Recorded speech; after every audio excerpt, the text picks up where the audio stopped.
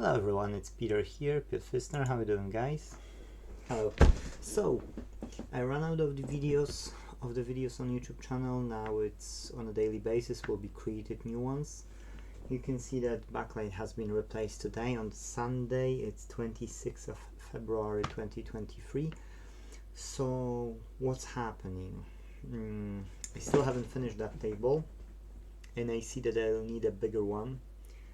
One customer doesn't pick it up, 75-inch Samsung TV, which has a problem with a display.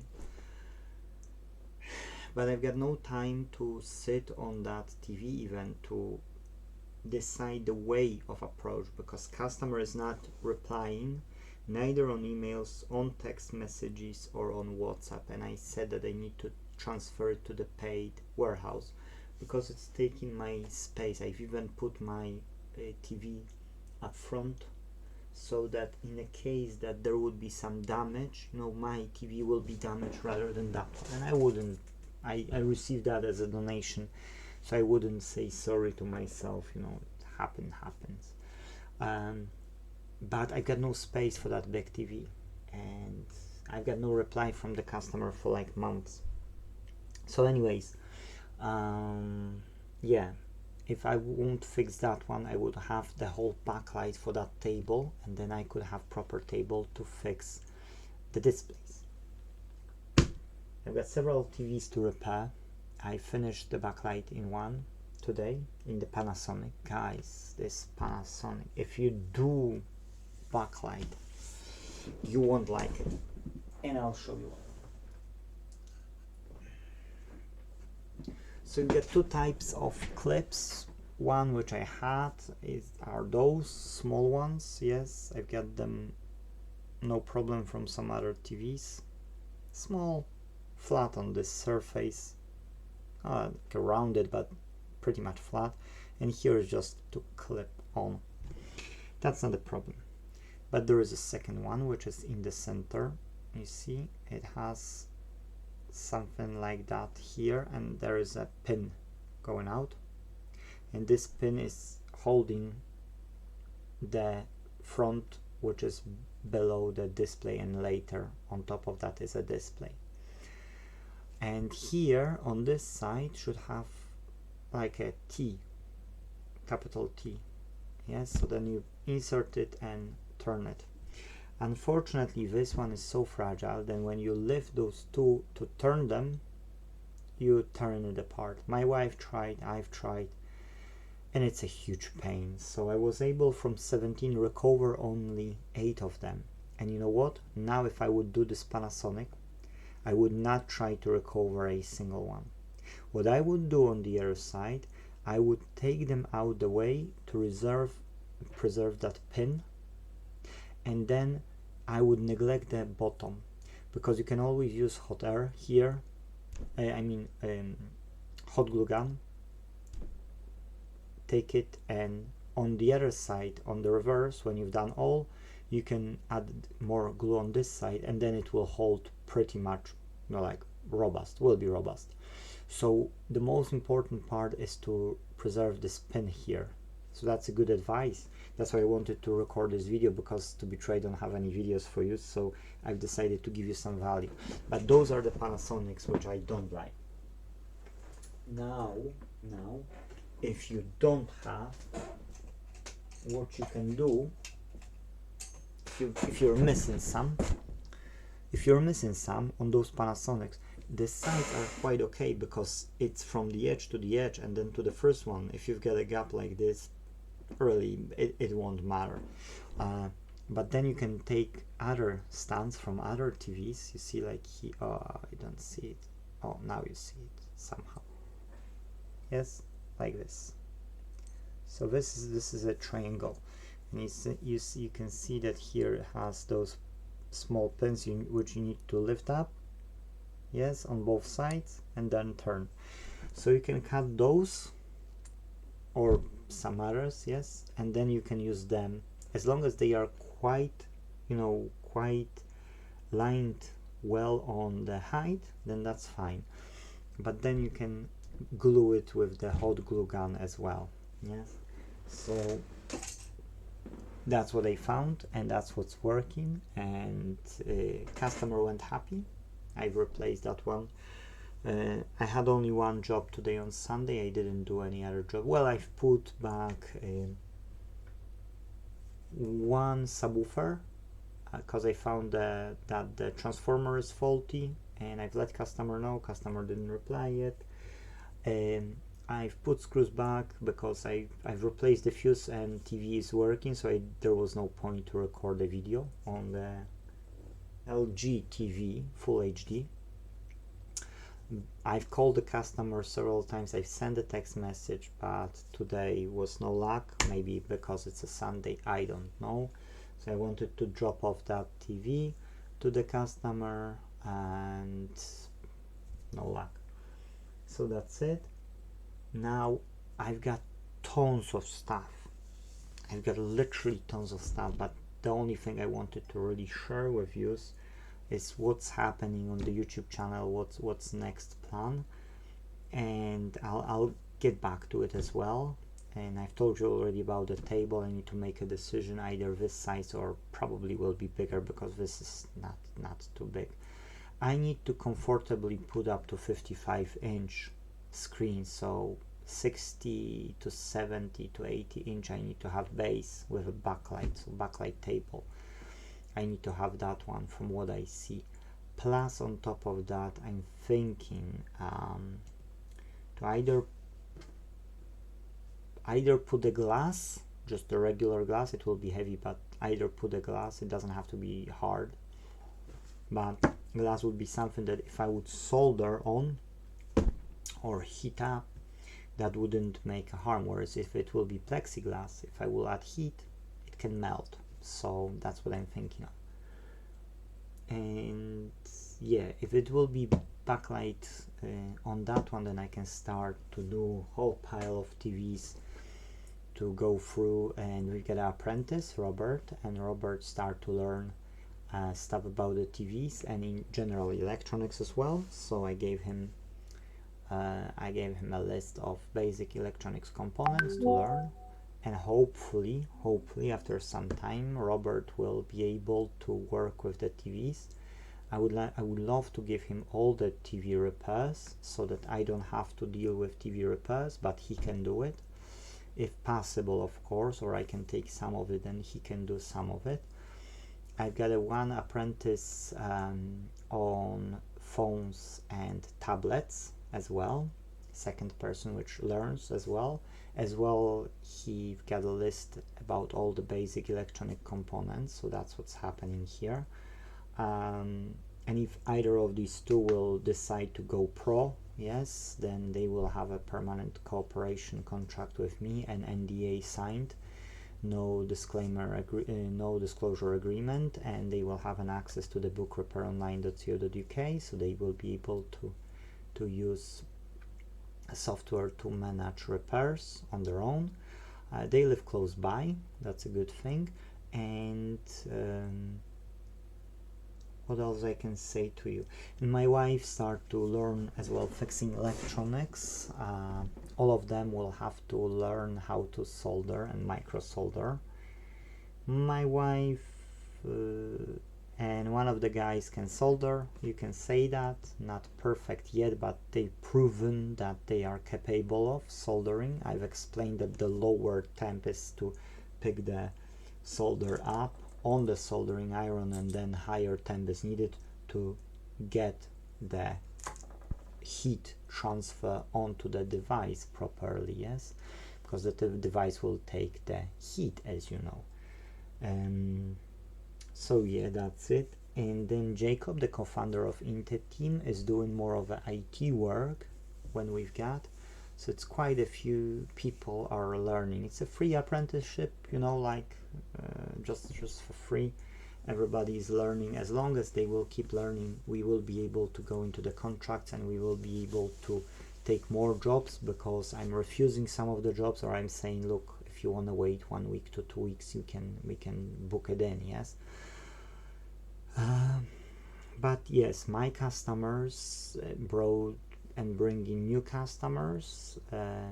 My customers giving me even the contracts with other companies, and even companies which fix white appliances want to, you know, cooperate with me, and I've got no time. That's why I'm training these people, yes, so that I can have more time.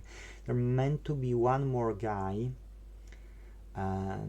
which I have his laptop here, but it's a severe liquid damage. I had it just several days ago, and he's supposed to learn about laptops and fixing only laptops. But I don't want to be pushy, and I won't be forcing anyone to learn. It's a great profession if you care about the repairs and you really have this mindset, but you need to be willing to do it on your own and learn as well on your own, and then come to me and ask for more knowledge, what can be learned and so on. But if somebody is not getting in touch, I don't want to be pushy. I can find someone else. That's not a problem. It's plenty of people who want to have better than the minimum wage, and this profession can offer that. So that's it. Tomorrow one lady want to fix her Nintendo Switch. Probably I will record a display replacement. I've got 3 Xbox One X for no display, 1 white, 2 black ones. So maybe I'll record something from that as well. I don't know if any of them will have HDMI issue. I don't believe, rather hard drive issue or TDP158. I have it in stock, so yeah, we will have some fun. I don't know if we can plug in UART. I need to write to Stevie B if he was trying to plug in, well, read the UART from Xbox One X, because I never tried. If he did try, maybe he's got it on the recording somewhere, or at least can advise by the photo of the board where I can hook up to, and if I need to do anything magic to get the UART into action or no. If you don't know what UART is you can say it's communication of the main board with logs when you do the post power on self-test, yes, so then you can see whatever is as an error over there. It's a serial communication, yes, so you need to have a USB to serial, but it's okay. I've got here even Arduino Uno ordered, so will come in the next day or so. So yeah, I can build some small projects maybe on this YouTube channel apart from the regular content. I've got 1 Nitro Acer and 1 Predator. Good laptops, need a fix, need a board repair, and I couldn't find the issue anymore. I've got dashcam battery replacement, so I can do it. It's a small job, not a problem. I can record it. I have huge issue with a gaming computer here. You can see part of it because you can see this label. Huge issue, and it's not the customer fault. It's not my fault. It's no one else's fault. It's just that we bought a mainboard which had a problem with PCI Express port, and we can't do anything about it. I went through the nightmare with one company, and finally they refunded 100%. Apart from that, I had to send it with my own cost, and now I bought another one, and it's coming, and hopefully will come, and hopefully I can replace it. Plus it turns out that the fan of the CPU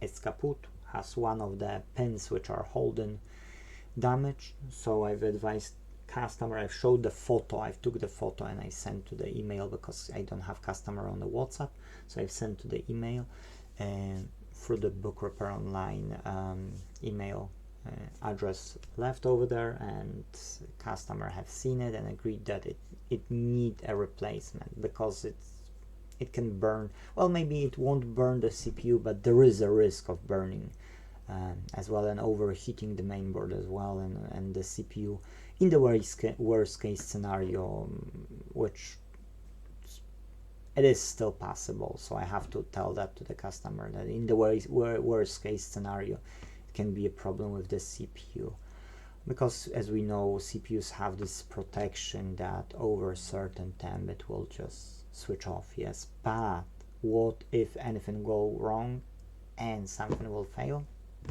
So it is a risk. Yeah, so plenty of TVs. I've got a Samsung TV for the backlight as well, and I've got several TVs which I need to spend time on, and I don't have that time. I've got one Xboxes which I need to spend time on, and I don't have time. I've got some hi-fis. I've got Logic 3 sound bar I need to look at, and there's more and more and more stuff, guys. My team need to really learn and really speed up learning so that they can help me, because I'm saying to the customers literally 1 to 2 weeks wait is not a good thing, but in many cases, you know, I have to tell that, or just don't take the jobs. Yes. As well, there are jobs like Pioneer speaker, for instance. It's an active monitor speaker, which has segregated high tones from the bass speaker, and both of them are on the TDA7296. And I showed to the customer that, look, you've asked me to diagnose it, I've diagnosed it.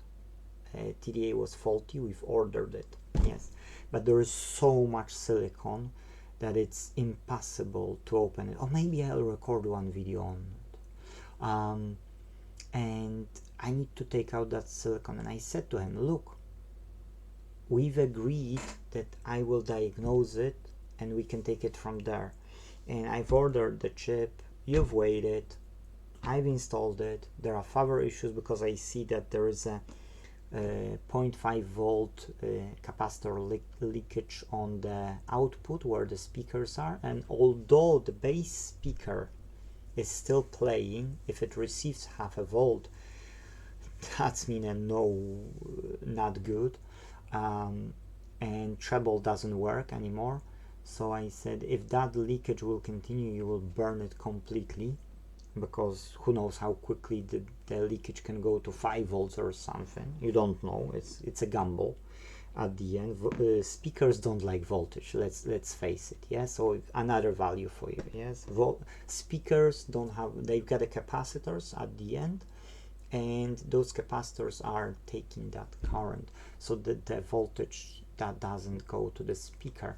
And if you have leakage, yes, if it will be 5 volts, yeah, good luck.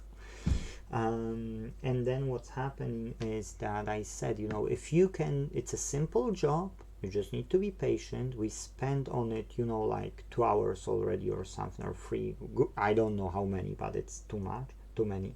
If you can scrape that silicon, then I can see where it goes, and I can easily say that this capacitor goes here, and this can be a culprit. Desolder it. Now I don't have silicon, so the soldering and tracking is much quicker. It's minutes, not hours, because of how much silicon is there. And then I can desolder it, yes, take it out, see if the voltage goes. If it still goes, you know, then I can see that it's either wrong capacitor, or maybe I'm checking something wrong, or maybe it's a good one, because I can test with capacitance meter the capacitor, or even use another one from my box of all the capacitors, you know, and just place it, and then see if the voltage will be still there. But I don't want to guess, and because there is so much silicon, I need to guess. So I said to the customer, look, do it. And he pulled out one resistor of the board SMD component when he was doing it, and he pulled one resistor and one another resistor. Yes, so I need to now, yes, take it under the magnification, compare it with my photos, see what component was there, and solder it. Yes, so it's not a problem, it's just a lot of work. And I said, I'm not doing it to profit, I'm just doing it because this will go to the bin or to the landfill, or it will be lying for 10 years and then will go to the bin. Yes, if you can use it, or if somebody else can use it, then why not use it? And if I can't fix it, I can take my 15 watts D-class amplifier, and I can neglect that TDA, and I can plug this one in, put nice radiators so that it can pull nice nice cooler, yes, for the environment, and that's it.